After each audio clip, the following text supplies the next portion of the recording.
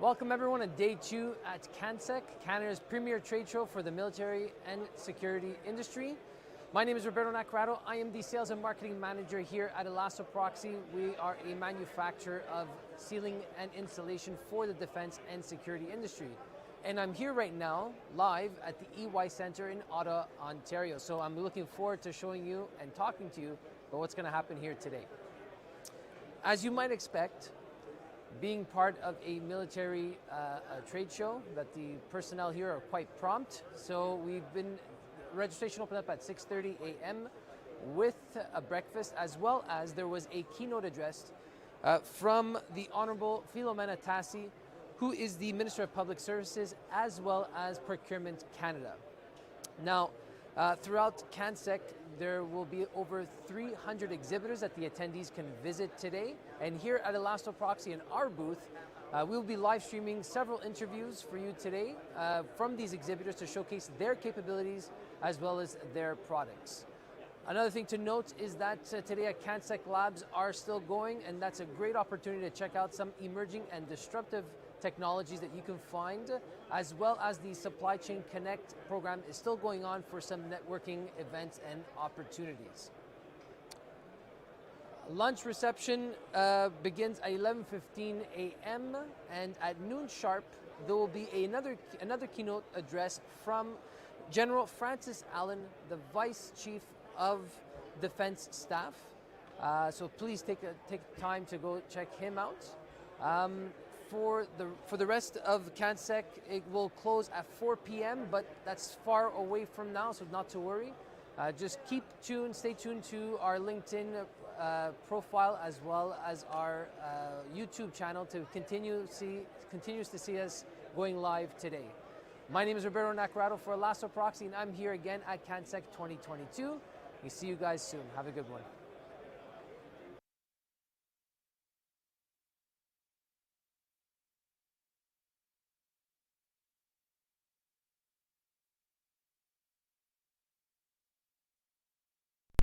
Welcome back, everyone. My name is Roberto Naccarato at CANSEC 2022, and I'm here today with Robert Dimitrieff from Patriot Forge, and they're on booth 1927. Rob, thank you so much for joining me today.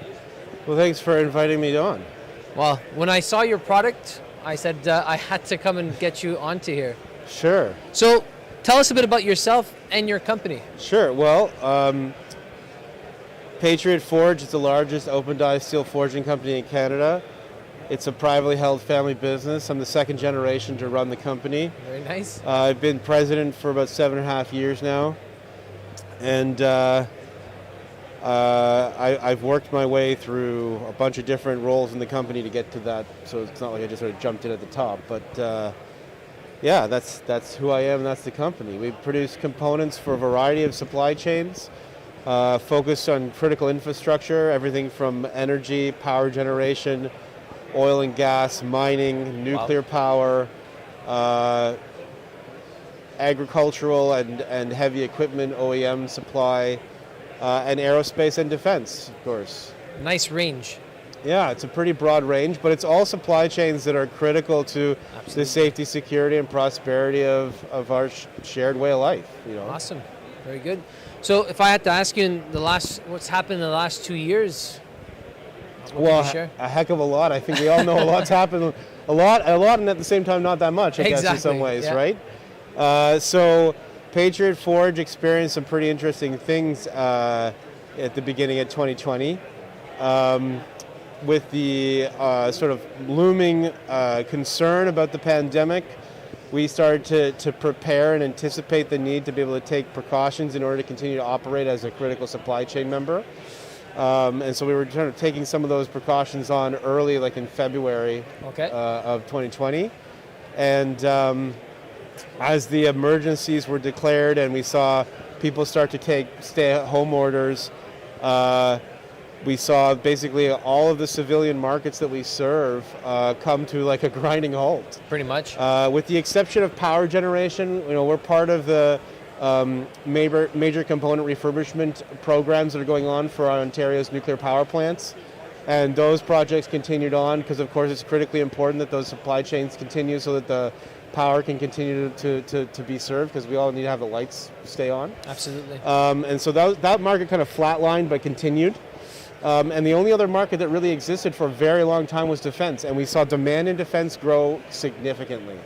And so our focus in that area has really grown quite a bit. Did COVID force you to pivot in different direction? It didn't really, like I said, it didn't really force us to pivot, but prior to COVID, we already were well on our way on a roadmap for digital transformation.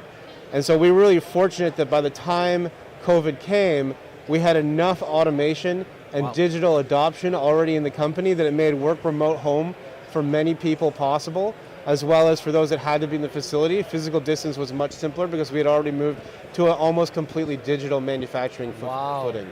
Wow, that's awesome. Yeah.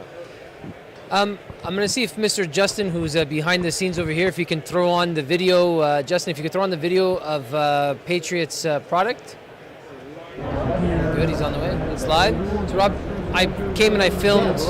Can you tell us a bit about that, what you're showcasing on your booth? Yeah, so one of the other things that happened over the last 2 years is I was able to locate and find the technical data package and the demonstrator prototype for the RDM Technologies M101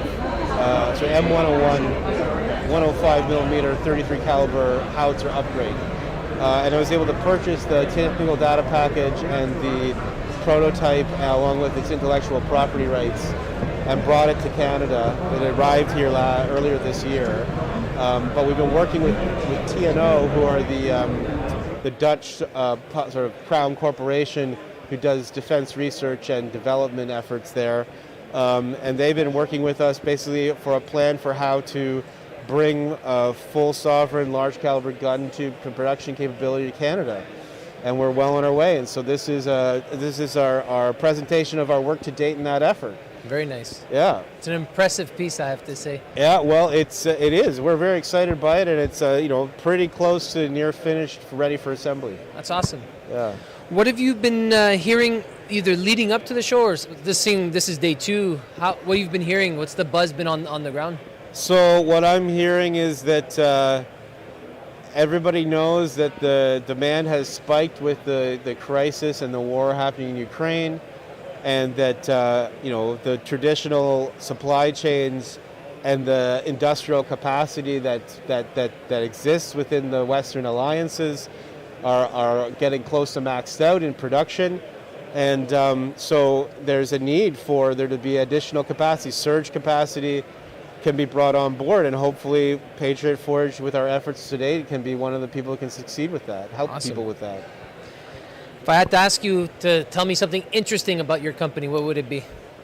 Well, because we are the largest open-eye steel forging company in Canada, we're the only company in the country that has everything from the forging, heat treat, metallurgical expertise, as well as the finished machining and precision assembly knowledge required to be able to bring that kind of capability for full finished gun assembly components like this to the country right now. And it's an expertise that really hasn't existed in Canada completely since around 1939 to 45. Wow. So it's we're really proud of what we've gotten to so far in our efforts, and we're hoping that the powers that be agree with us that it's an important capability to have. What are some opportunities that you're seeing within your industry? Well, we see opportunity to supply assistance to the larger industrial supply chains, and to act as surge capacity for the Western alliances. Certainly, from what we understand, the UK and the US and even German industrial capacity for both large caliber cannon and gun tubes, but also naval propulsion shafts and systems for undersea and sea vessels. They're at capacity and constrained, and so it's pushing out the ability to deliver projects on time, and that's not really good for all of us in a complicated and further uncertain world. So hopefully there's an opportunity for us to assist with those supply chains in the ways that we can. I think there will. Like I said, I was very impressed with your capabilities at your booth, and thank you so much for taking the time. I know you're very busy. Well, I appreciate you giving us the opportunity to tell people what we're up to, and Absolutely. I hope people will come and take a look at the work that we've done. I hope they do, and thank you again on behalf of Elasto Proxy, and thank you again to Robert Dmitriev from Patriot Forge. This is Robert Naccarato at CANSEC 2022. Thank you again. Good.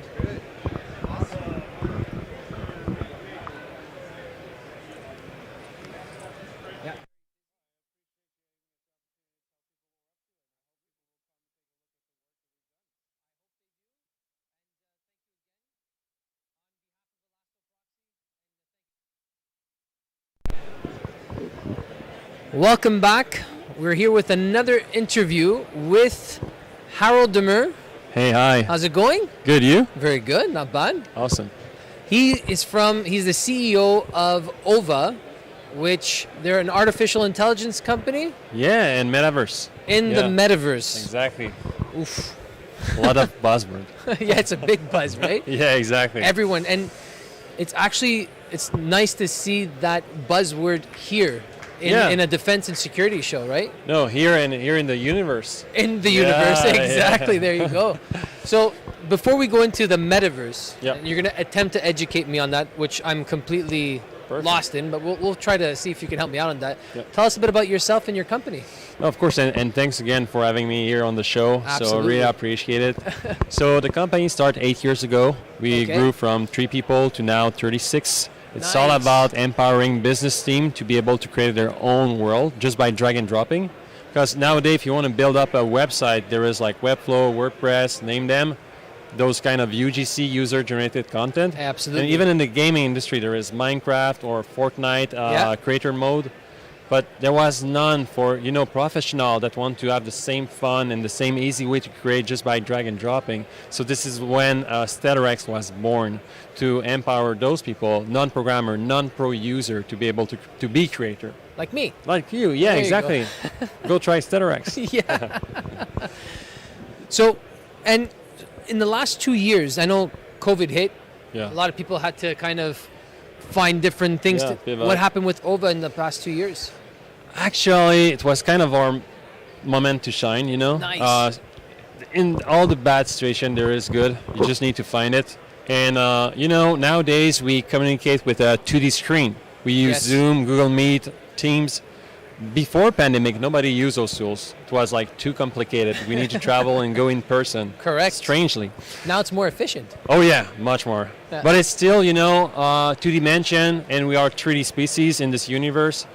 So this is why I think metaverse, the time is now, future is now, and we have kind of jumped up for like 10 years ahead because of the pandemic in technology, because that as 3 dimension human being, we need to communicate our idea in 3D. So the most affordant way is with VR, XR. So that's why I think our tool just pop up in the chart, if I can say. We have like 10,000 downloads during the pandemic, word of mouth. So it is a good time because of that. Yeah, remote. Okay, so let's talk a bit before I ask you the rest of the questions. Yeah. Let's talk metaverse. Yeah, of course. Educate me. Yeah, my pleasure. You have to dumb it down. Yeah, so the easiest way is, I don't know if you remember, let's say Mario 64. Of course, okay, I grew up on that. Oh yeah, me too. So you jump from a world through the castle to other world. Yes. And you experience different kind of experience. Yes. But it's all silos because you are stuck to this same IP, which is Mario. Yeah. It's all the Mario world. Correct. With the metaverse is being able to connect all those worlds together and being able to enjoy them with your same avatar and being able to exchange. Maybe you purchase something, 3D objects, but then you can reuse it. You don't lose it. So it's like jumping from, let's use your analogy, going from a Mario 64 to a Zelda. Yeah, exactly. To Tony Hawk Pro Skater. Exactly. Okay. Yeah, and the thing is, let's take Fortnite. You buy nowadays, kids or young adults or adults will buy skins. Yeah. They will cost, I don't know, $5 to $15, let's say, and then you lose them because they are stuck into those Fortnite world. Okay. But same with the B2B. when you buy an object, often the file format will be for that same platform. You cannot reuse it. So this is my comparison with the gaming industry. Okay. The metaverse will enable being able to reuse those file formats. Doesn't matter where you are. Yeah, exactly. That's awesome. Okay. So finally, GLTF, GLB file will be a kind of standard. Oh, okay. Or USD and USDZ. Okay. So there is a standard coming up for 3D world from metaverse and the same kind of vision from all the industry players.